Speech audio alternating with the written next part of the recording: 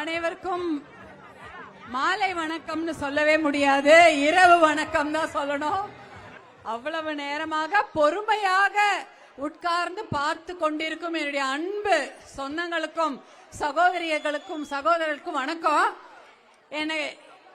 இங்க உரிமை தமிழக மகளிர் உரிமை மீட்பு பயணம் இந்த நிகழ்ச்சி இங்கு பிரம்மதேசத்தில் செய்யாறு பகுதியில் மிக அழகாக பிரம்மாண்டமாக நடந்து கொண்டிருக்கிறது.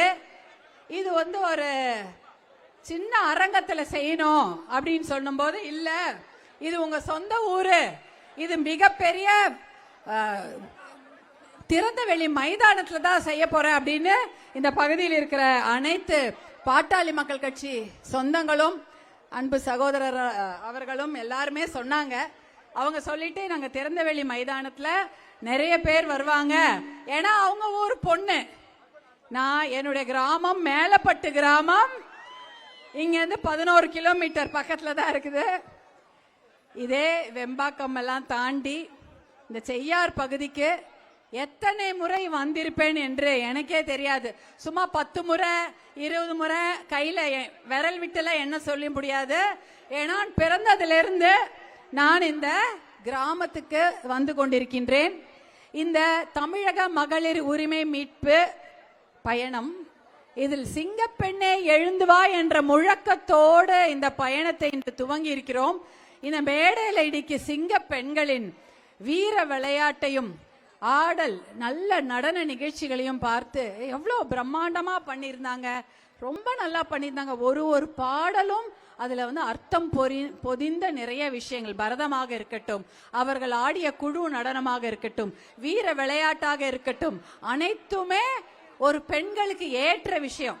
அந்த காலத்துல என்ன சொல்லுவாங்கன்னா, சுதந்திர போராட்டம் பண்ணும் பொழுது பாடல் ஆடல் மூலமாக தான் அவர்களிடையே அந்த உணர்வை விதைத்தார்கள்.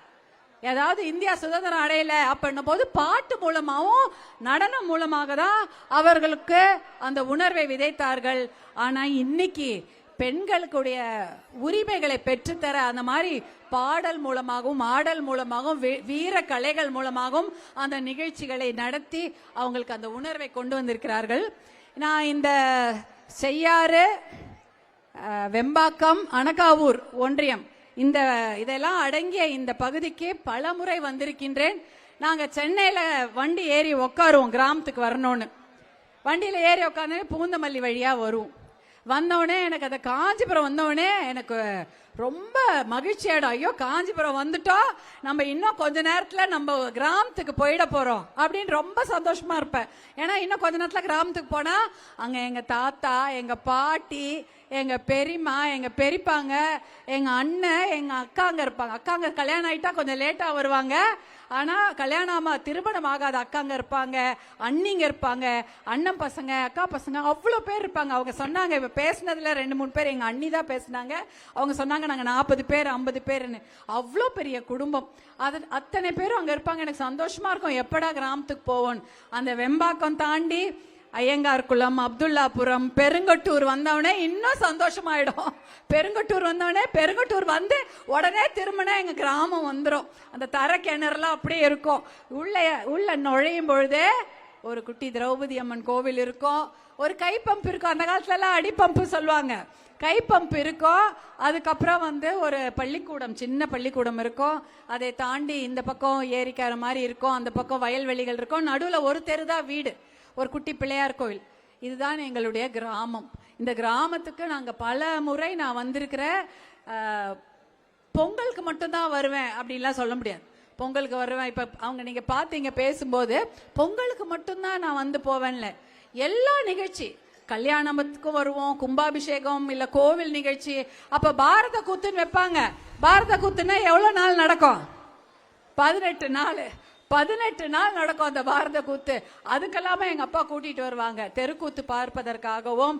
அங்க இப்ப எங்க தாத்தா பாட்டிக்கு உடம்பு சரியில்லைன்னா உடனே நாங்க மேலப்பட்டு கிராமத்துக்கு வந்துருவோம்.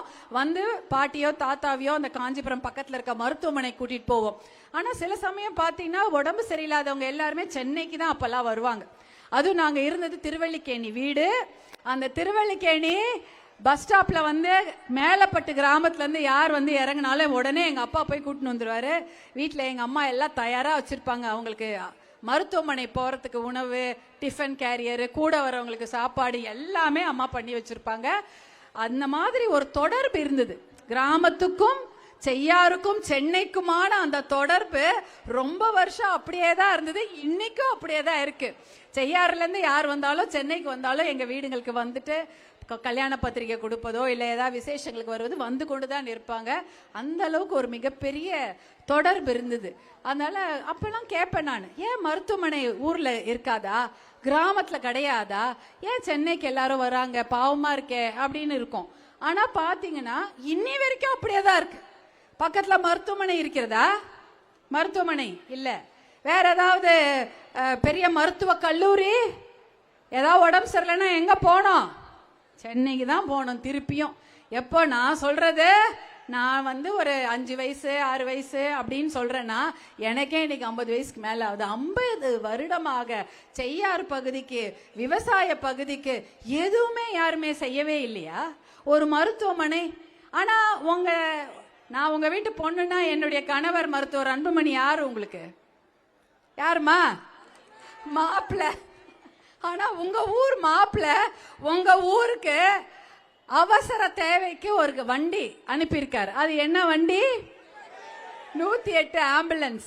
முன்னாடி அந்த மாதிரி 108 ஆம்புலன்ஸ் இருந்ததா? கிடையவே கிடையாது. உங்களுக்கு உடம்பு சரியில்லை, இல்ல குழந்தை பிரசவ வலி அப்படின்னா என்ன பண்ணுவீங்க? கிராமத்துல யாருக்கு போன் போடுவீங்க? யாருக்காவது போடணும்.